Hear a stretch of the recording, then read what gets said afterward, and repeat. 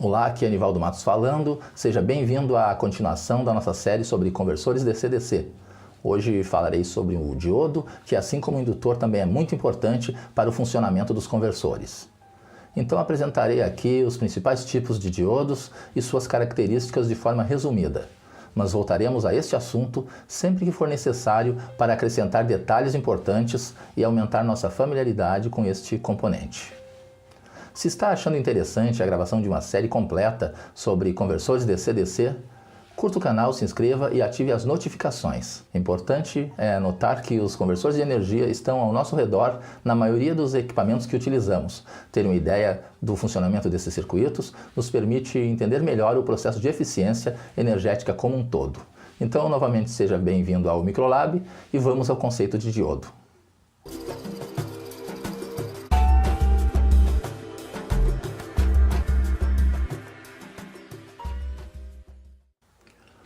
O diodo é um dos componentes eletrônicos mais simples, baseado em semicondutores, tais como silício, germânio, galho.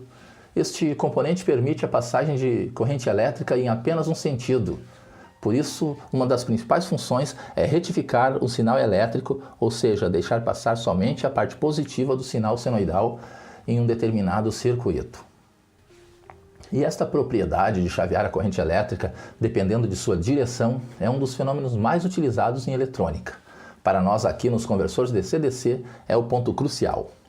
Nos permite entender como a energia elétrica que for armazenada no indutor em forma de campo magnético possa ser recuperada com o mínimo de perda e de forma automática assim que a fonte de entrada for desligada.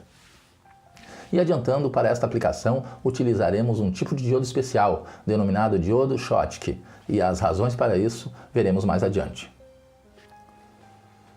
O diodo é formado por uma junção entre dois blocos de cristal semicondutor.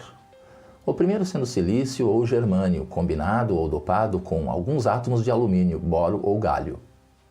Isto resulta numa matriz cristalina contendo ligações covalentes e em seu interior alguns átomos estáveis por terem apenas 7 elétrons na última camada e precisando de mais um para se estabilizar. Esta combinação é chamada de material tipo P, positivo ou ánodo, contendo lacunas ou buracos, como chamamos na teoria de semicondutores. O outro bloco é formado por silício ou germânio, combinado com átomos de arsênio, antimônio ou fósforo, que resulta em uma matriz cristalina contendo alguns átomos instáveis por formarem ligações covalentes com 9 elétrons na última camada, precisando doar um elétron para se estabilizar. Este material é chamado de tipo N, negativo ou cátodo.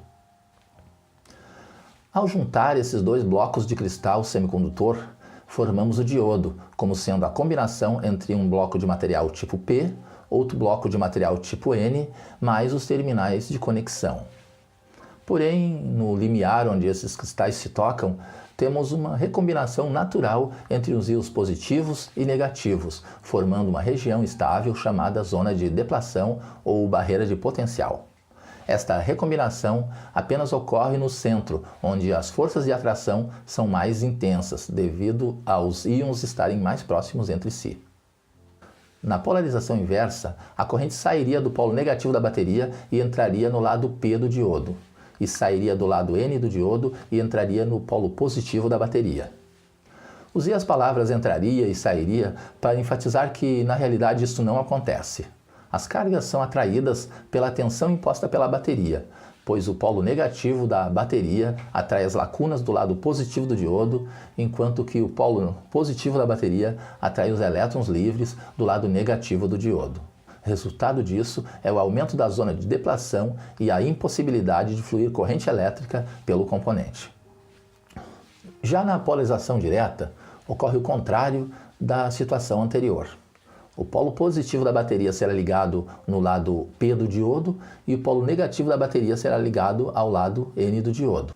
Nesse caso, já que as cargas dos polos do diodo são de mesmo sinal que as cargas dos polos da bateria, ocorre repulsão em ambos os lados do diodo em relação ao centro. A característica importante do diodo é que a zona de deplação diminui conforme o aumento da tensão entregue pela bateria. Na prática, para um diodo de silício com 0,3 volts já passam alguns elétrons por essa barreira e com 0,7 já temos a inexistência da barreira e os elétrons fluem livremente pelo componente. O diodo ideal não apresenta esta modulação na barreira de potencial. Simplesmente conduz totalmente no lado direto e é um circuito aberto no lado inverso.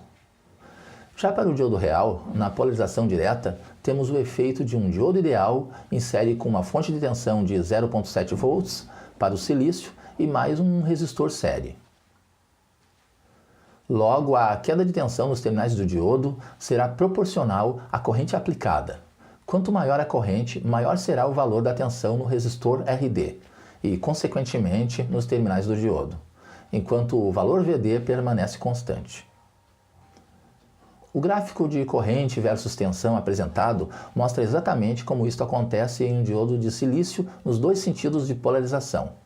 Também vale notar que, na polarização inversa, caso a tensão negativa seja grande o suficiente, o diodo começa a conduzir devido à agitação das cargas, e esta corrente, se não for devidamente limitada, pode danificar permanentemente a junção do diodo.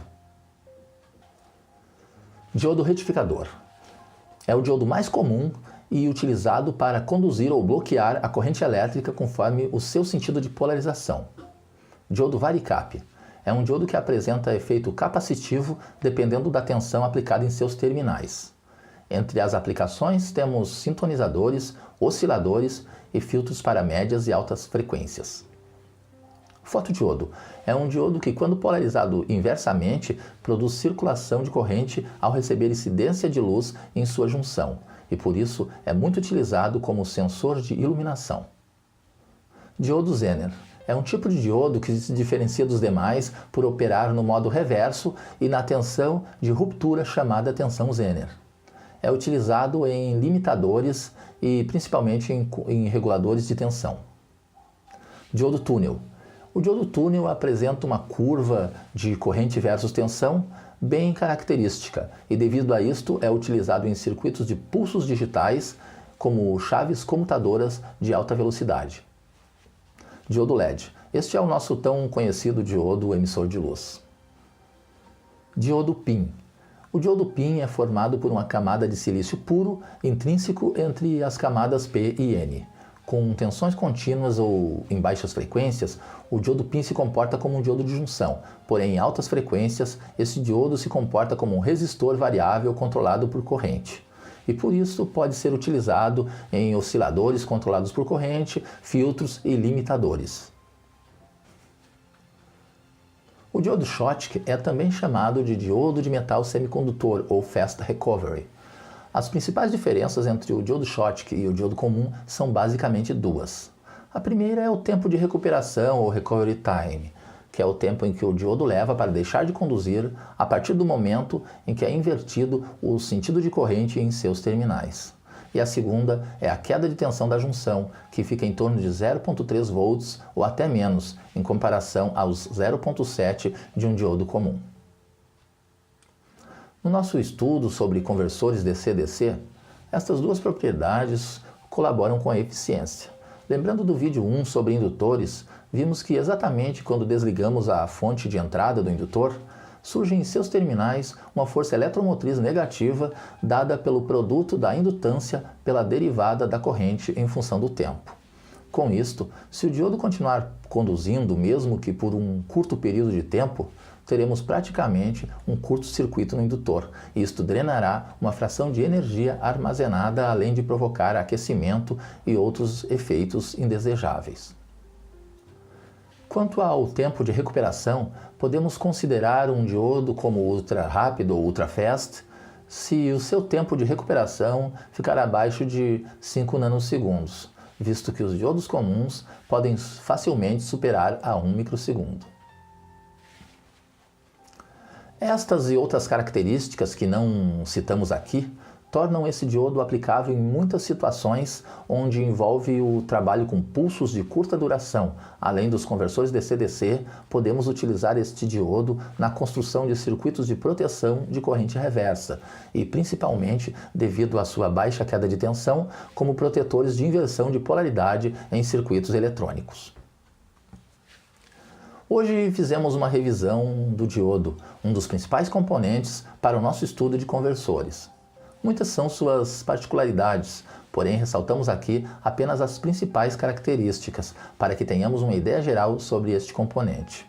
Acho que esse tema merece uma aula prática, evidenciando as principais características, principalmente dos diodos de junção e dos diodos Schottky, que são usados largamente nesses conversores.